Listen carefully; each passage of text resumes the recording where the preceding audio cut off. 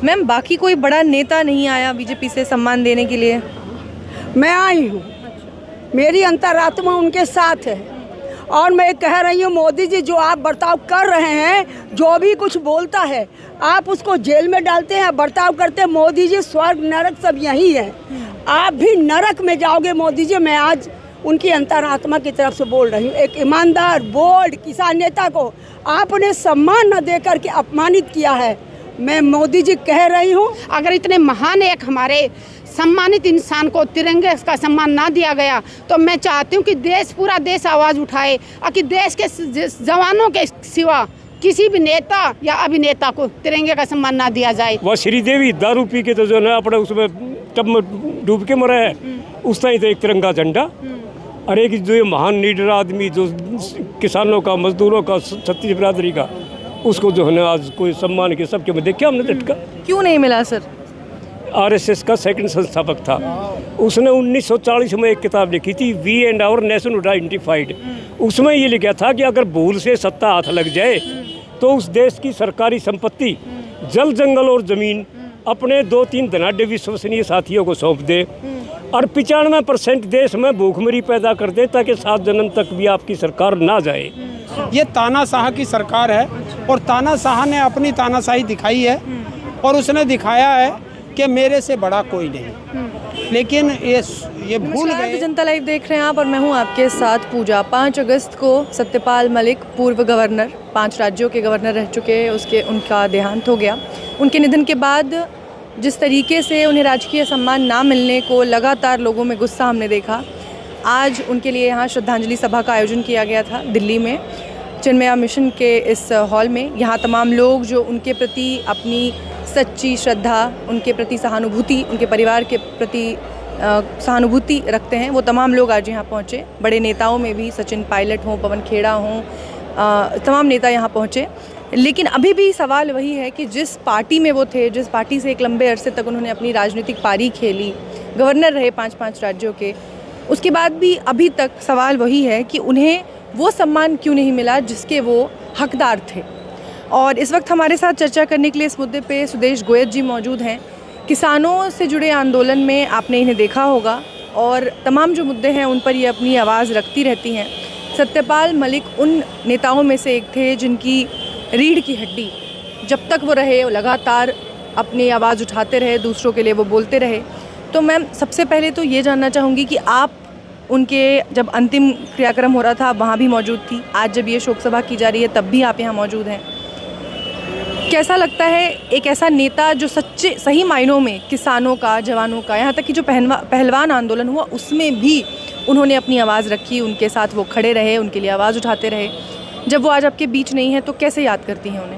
देखिए, वो इतने अच्छे इंसान थे, इसीलिए आज आपने देखा होगा कि देश के कोने कोने से लोग यहाँ पे आए हुए हैं।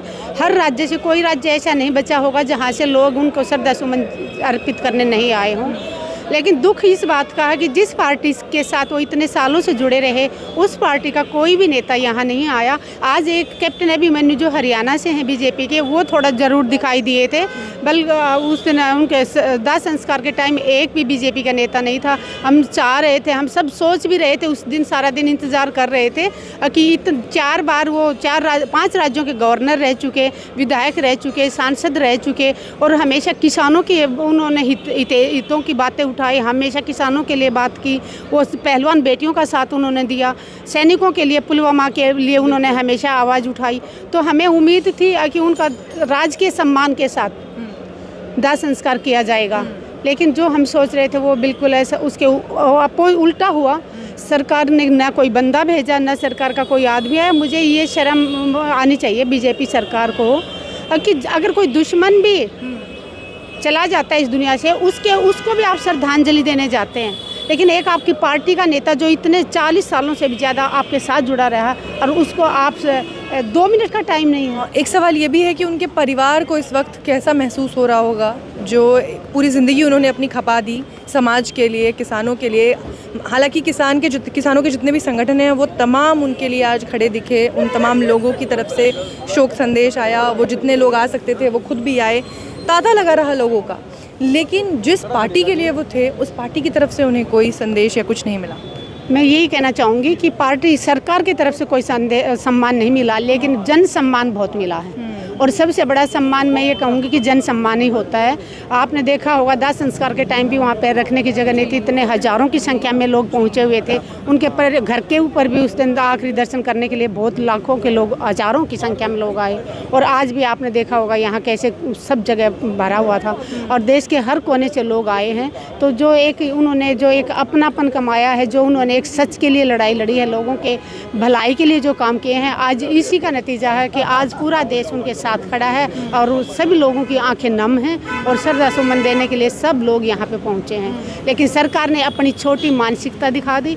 जो सुबह उनके बीजेपी के एक नेता कहते थे कि ये नीच आदमी है, तो सच में साबित हो गया। हम बोलना नहीं चाह रहे अपने मुंह से, लेकिन जो उनके पार्टी के नेता बोल रहे थे कि ये नीच आदमी है, तो हम ये कहना चाहेंगे कि नीच तो नहीं, कम ही छोटा शब्द महानीच है। अगर आप किसी को सम्मान दे, राजकीय सम्मान होता है वो इंसान ने खुद कमाया होता है, वो सरकार कोई मेहरबानी नहीं कर रही उसको देके, और वो इंसान को कमाया होता है। और वो ज़रूरी नहीं कि जिस पार्टी की सत्ता है, सत्ता में जो पार्टी है उसी के लोगों को दिया जाएगा। इसका मतलब तो ये है कि कोई उसकी गुलामी करेगा, सत्ता में बैठे लोगों की गुलामी करेगा, उसी को सम्मान मिलेगा। कोई सवाल करेगा सत्ता से, कोई सच को उजागर करेगा तो उसको सम्मान नहीं दिया जाएगा। ऐसे करने से क्या, सच बोलने से रुक जाएंगे लोग? आज हजारों लोगों के दिलों में छाप छोड़ के गए सत्यपाल मलिक जी, कि आखिरी सांस तक वो लड़ते रहे हैं सच के लिए। तो आने वाले समय में लोग सच बोलना नहीं छोड़ेंगे, डरे नहीं। वो उनका घर खाली कराया गया, उनके ऊपर ईडी का सीबीआई की रेड डालते गए, क्या निकला? दम तक वो लड़ते रहे, उनके पास कुछ नहीं मिला। और वो जब हॉस्पिटल में थे उसके बाद उनके ऊपर केस डाले जा रहे थे, उसके बाद भी वो उन्होंने हिम्मत नहीं आ रही और आखिरी सांस तक वो लड़ते लड़ते। ये भी कहा जा रहा है कि जब उनकी मृत्यु हो गई उसके बाद हॉस्पिटल का कमरा जो है वो महज आधे घंटे में खाली करा, जैसे कि वो कोई उग्रवादी थे। देश के एक सम्मानित पदों पे रहे, 5 राज्यों के राज्यपाल रहे वो।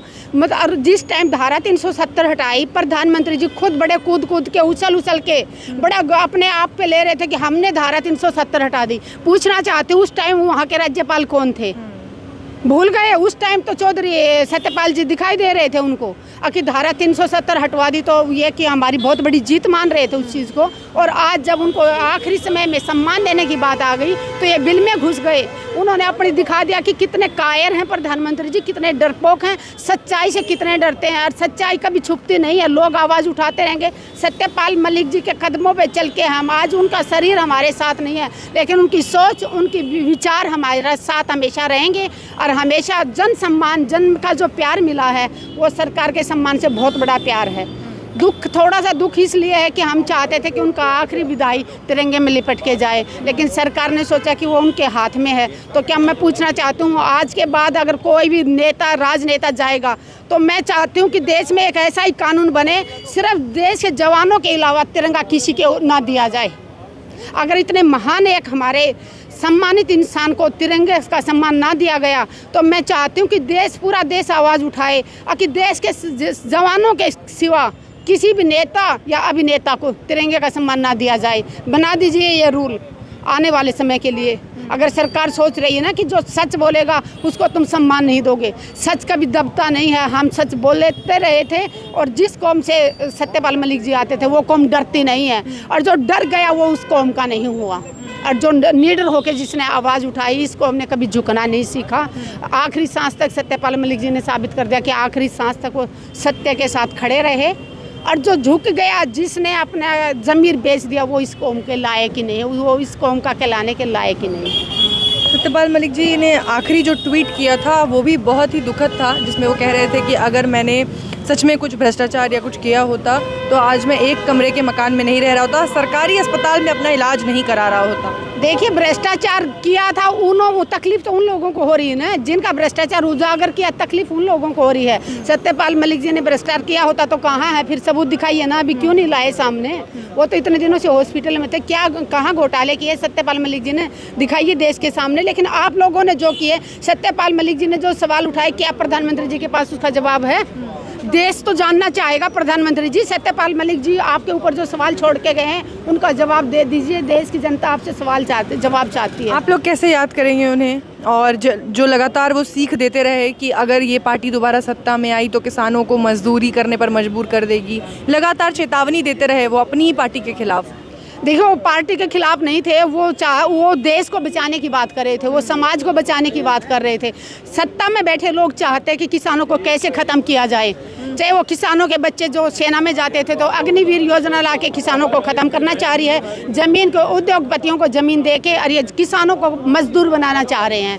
तो इसलिए देश अगर नहीं जागा, युवा एक नहीं हुआ, अगर ये पार्टियों में बटे रहे लोग और ऐसे एक होकर आवाज़ नहीं उठाई तो सच में देश हमारा बहुत बर्बाद होने की कगार पे है। आज देश के हालात देख लीजिए, महंगाई पे कोई बात नहीं करता, भ्रष्टाचार पे कोई बात नहीं करता, बेरोजगारी पे कोई बात नहीं करता, हिंदू मुस्लिम करने से देश का विकास नहीं होता है। सबसे बड़ी आवाज़, सबसे बुलंद राजनीतिक आवाज़ अब बंद हो गई है। देखिए मैं ये कहना चाहूँगी कि वो हर समाज के थे और खासकर हाँ किसानों के जो मसीहा थे। आज किसान थोड़ा सा अनाथ महसूस हो रहा है, किसान अपने आप को अनाथ महसूस कर रहा है।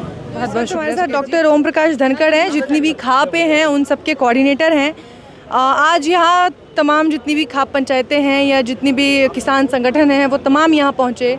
सरकार की ओर से जो राजकीय सम्मान नहीं मिला सत्यपाल मलिक जी को, उसको लेकर कितनी नाराज़गी है और क्या कुछ कहना चाहेंगे इस पर? कहना क्या चाहूँ, इस सरकार की तो मतलब कोई हद हुआ रहा किसी चीज़ की, हर हद से ज़्यादा नीचे गिर चुके, क्योंकि है ये यूरेशियन नस्ल के बाहर के विदेशी लोगों की सरकार। अच्छा। ये SC ST BC OBC आदिवासी मुस्लिम मूल निवासी इनकी तो है ही नहीं। इन्होंने भूल से जो है झूठ बोल के इन सत्ता ले ली और सत्ता लेके सारे रगड़न पर लाग रहे थे। वह श्रीदेवी दारू पी के तो जो है अपने उसमें टब में डूब के मरा है, उस टाइम तो एक तिरंगा झंडा। और एक जो ये महान लीडर आदमी जो किसानों का, मजदूरों का, छत्तीस बिरादरी का, उसको जो है ना आज कोई सम्मान के सबके में देखा हमने झटका। क्यों नहीं मिला सर? भाई ये तो चाहते हैं कि भाई इन चीज़ों को, इसको जो SC ST BC OBC आदिवासी, एक किताब लिखी थी सदाशिव गोलवलकर MS गोलवलकर जो इसका RSS का सेकंड संस्थापक था। उसने 1940 में एक किताब लिखी थी we and our nation identified. उसमें ये लिखा था कि अगर भूल से सत्ता हाथ लग जाए तो उस देश की सरकारी संपत्ति, जल जंगल और ज़मीन अपने 2-3 धनाढ़ विश्वसनीय साथियों को सौंप दे और 95% देश में भूखमरी पैदा कर दे ताकि 7 जन्म तक भी आपकी सरकार ना जाए। और वो का वो चल रहा है टोटली सारे देश का। तो कोऑर्डिनेटर है खापों के, नहीं एक और सुन लो। हाँ। उसके बाद में उससे ने गोलवलकर ने एक और किताब लिखी बंच ऑफ थॉट्स। उसके 43 नंबर पृष्ठ पे ये लिखा है कि भारतीय संविधान एक विषैला बीज है जिसको अब ये खत्म करने पर लगे हुए हैं। लोकतंत्र, ये राज्यसभाएं, विधानसभाएं सब कुछ भंग कर देनी चाहिए। SC ST BC OBC आदिवासी, इनके बच्चों को कम से कम स्कूलों में दाखिले दो। कोई पढ़ जाए तो उनका अपनी छोरी दे के अपने काबू में कर लो। मतलब इन लोगों ने तो यहाँ तक कर दिया कि भाई इनका सारा सत्यानाश क्यों करो, सिर्फ तुम अपनी सामान बेचो, कॉरपोरेट साथ तुम अपना काम करो। मलिक साहब तो लगातार चेतावनी देते रहे कि सरकार जो है अगर दोबारा सत्ता में आई तो कितना कुछ बर्बाद कर सकती है। वो तो हमारे देवता थे, देवता मलिक साहब तो। हम तो चाहे कि परमात्मा करे बहुत तावड़ा किसी जन्म दे दे रहे, इसने इस उम्र में दे दे तो जी आ जाए। तो अब जब वो आप लोगों के बीच नहीं है तो उनकी सीख पर अमल करेंगे आप लोग? सीख पे अमल पे तो हमने ये खापों का इनका लेटर भी निकाल दिया, सबको निकाल दिया, सारे पॉइंट निकाल दिए। आप भी पढ़ लियो इसमें तो यही है कि जो इस देश का सत्यानाश होने लग रहा है ये क्यों कर टक्कर क्यों कर रोका जा। और ये खाप रोकेंगी, ये ना होना तो रुकी, ना मुगला तो रुकी, ना अंग्रेजा तो रुकी। और ये यूरेशियन नस्ल के जो आ रहे हैं ये करके देख लेंगे ना, इन तो रुकते। हमने अपना काम करना है और इनने बजा के छोड़ डांगे अड़े थे। ये हमने बजाने पर लग रहे थे, इस देश के मूल निवासियों को बजाने पर लग रहे हैं और हम इनने बजा के छोड़ डांगे। इस देश में जो किसानों की बात करेगा, जो जवानों की बात करेगा, या देशद्रोह। अच्छा। इनकी नजरों में देशद्रोह माना जाएगा। ये चाहे कितने बुंडे काम कर लो, कितने गलत काम कर लो, चाहे अपनी लुगाइयाँ ने छोड़ दो, चाहे दूसरे बलात्कार, हमारी गलती होगी, हमारा दिमाग घुमा दिया। बड़का तो योगडोर थे जब तक पढ़ाने लग गए थे, टोटली गलत। एक भी ऐसी चीज़ नहीं जो कोई हिसाब किताब की, कोई समाज की हो, सिवाय सत्यानाश करने पे इन लोगों ने तो ये बस हम दो, हमारे दो, फिर हमारी दो, हमारिया की और दो, यो धंधा चल रहा है और कुछ को ना। बस राम राम फालतू मत कहो। चलिए बहुत बहुत शुक्रिया। एक पूर्व विधायक हैं बीजेपी से, शशिबाला पुंडेर जी, उनसे भी बात कर लेते हैं। मैम, बाकी कोई बड़ा नेता नहीं आया बीजेपी से सम्मान देने के लिए? मैं आई हूँ, मेरी अंतरात्मा उनके साथ है और मैं कह रही हूँ मोदी जी जो आप बर्ताव कर रहे हैं, जो भी कुछ बोलता है आप उसको जेल में डालते हैं, बर्ताव करते हैं। मोदी जी स्वर्ग नरक सब यही है। आप भी नरक में जाओगे मोदी जी। मैं आज उनकी अंतरात्मा की तरफ से बोल रही हूँ। एक ईमानदार बोल्ड किसान नेता को आपने सम्मान न देकर के अपमानित किया है। मैं मोदी जी कह रही हूँ, आप इस जन्म में भुगत के जाओगे नेताओं का, अच्छे नेताओं का, ईमानदारों का अपमान करने का फल यहीं भोग के जाओगे। राजकीय सम्मान अधिकार था उनका अधिकार था, उन्होंने किसी से छीना नहीं था, उनका राइट था। मैं बार बार कह रही हूँ मोदी जी, आपका नाम पूरे विश्व में होगा। आप कितने झक्की, कितने ईर्ष्या करने वाले हैं, आपका नाम तो विश्व में होना चाहिए। बीजेपी के अभी संसद सत्र चल रहा है, तमाम नेता यहीं दिल्ली में थोड़ी दूरी पर मौजूद है, लेकिन एक भी नेता को इतनी फुर्सत नहीं मिली कि वो 5 राज्यों के गवर्नर रह चुके, एक लंबा राजनीतिक पारी खेल चुके सत्यपाल मलिक जी के लिए कुछ शब्द कह ले, उनकी कम से कम श्रद्धांजलि सभा में आ जाए। आपने चूहे को कभी देखा चूहेदान में बढ़ते हुए? चूहेदान को देखा चूहे में कैद करते हुए? भाजपा के जनप्रतिनिधि लोग, भाजपा के जो बड़े बड़े नेता हैं, मोदी जी के पिंजड़े में कैद हैं। अच्छा। नहीं छूट पा रहे हैं, छटपटा रहे हैं, लेकिन छूटते नहीं। देखिए, सत्यपाल मलिक जी ने अपने सच बोलने की कीमत चुकाई है। कोई बात नहीं, सच बोलना अगर बगावत है तो समझो हम भी बागी। बहुत बहुत शुक्रिया मैम। आप उस दिन भी वहाँ मौजूद थे जब अंतिम विदाई दी जा रही थी सत्यपाल मलिक साहब को। आज जब दिल्ली में इनके लिए शोक सभा का आयोजन किया गया है, आप यहाँ भी रहे। उस दिन भी आपने देखा कि किस तरीके से इनकी पार्टी ने इन्हें नज़रअंदाज किया, राजकीय सम्मान से विरक्त रखा। और आज भी जब देश की संसद यहाँ चल रही है, तब भी उनकी पार्टी के किसी भी इंसान ने यहाँ आने की जहमत नहीं उठाई। देखिए, अब कोई नहीं आए, सत्यपाल मलिक जी तो चले गए, वो तो देख नहीं रहे, लेकिन आज मेरा समाज और मेरी कम्युनिटी ये देख रही है कि आप भी देख रहे हो कितनी भीड़ है। तो सत्यपाल मलिक जी उस दिखावटी सम्मान को छोड़ दिया, और जो समाज ने सम्मान दिया, उस सम्मान के वो हकदार थे, और समाज ने वो सम्मान दिया। उसके लिए मैं समाज का धन्यवाद करता हूँ, अपनी किसान कौम का धन्यवाद करता हूँ। किसानों की जितनी भी संगठन है, वो तमाम संगठन आज यहाँ मौजूद थे। जो नहीं आ पाए, उन्होंने अपने संदेश भिजवाए हैं। लेकिन सवाल अभी भी यही है कि इस देश में जहाँ बड़े बड़े अभिनेताओं तक को राजकीय सम्मान मिलता है, इतनी लंबी राजनीतिक पारी होने के बाद क्या एक नेता इसका हकदार नहीं था? देखिए, हकदार तो थे, लेकिन अगर लोकतंत्र होता तो उनको ये सम्मान जरूर मिलता। अच्छा। ये तानाशाह की सरकार है। अच्छा। और तानाशाह ने अपनी तानाशाही दिखाई है, और उसने दिखाया है कि मेरे से बड़ा कोई नहीं। लेकिन ये भूल गए कि इस लोकतंत्र में आज तुम गद्दी पर हो, कल नहीं रहोगे। आज सत्यपाल जी की बारी थी, कल तुम्हारी बारी होगी, तब भी तो क्या होगा? अगर आज आप किसी का सम्मान नहीं कर रहे, तो कल दूसरे गद्दी पे बैठेंगे, वो तुम्हारा सम्मान नहीं करेंगे, तब पता चलेगा। तो ये जो किसान ने जितने भी संगठन हैं जो आज यहाँ पहुँचे, जितने भी खापें हैं जो आज यहाँ पहुँची थी, क्या कुछ आप लोग, जैसे बागपत से जो बहुत लोग आ रहे हैं, जो उनका गृह क्षेत्र था, वहाँ से लोग आ रहे हैं, उनके अंदर वो दर्द है, वो टीस है कि हमारे नेता को सम्मान नहीं मिला, क्या इसको लेकर कुछ करेंगे लोग वहाँ? देखिए, अभी तो बैठेंगी, खाप पंचायतें बैठेंगी, बड़े संगठन बैठेंगे, वो क्या निर्णय लेंगे वो तो मैं नहीं बता सकता, लेकिन अगर वो जो भी निर्णय लेंगे, हम लोग उस निर्णय का स्वागत करेंगे, उसका स्वागत होगा। और जो भी खाप पंचायत आई, जो संगठन आए, जिन लोगों ने अपने शोक संदेश भेजे, मैं सबका दिल से धन्यवाद करता हूँ कि उन्होंने एक ऐसे साहसी व्यक्ति का सम्मान किया जो ना झुका और ना रुका।